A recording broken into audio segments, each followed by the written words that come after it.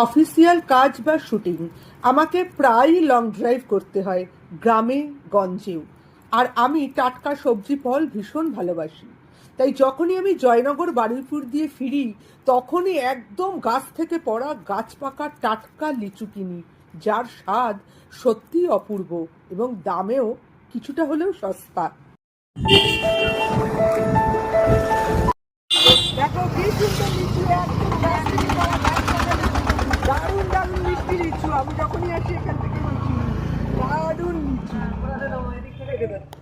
2-4 দিন ঘরে রেখে খেলেও স্বাদ কিন্তু একই রকম মিষ্টি ও সুস্বাদু। বারুইপুরের আরও কিছুটা অংশ এগিয়ে সূর্যপুর হাট ক্রস করেই পেয়ে গেছিলাম টাটকা মিষ্টি তরমুজ। কলকাতায় প্রায় 60-70 টাকা কেজি কিনলেও ওখানে পেয়েছিলাম মাত্র 25 টাকায়। এত সুন্দর লাল মিষ্টি তরমুজ, ভাবলাম কিছুটা খাই জুস বানিয়ে, আর বাকিটা খেলাম একদম টাটকা কাটা কাটা।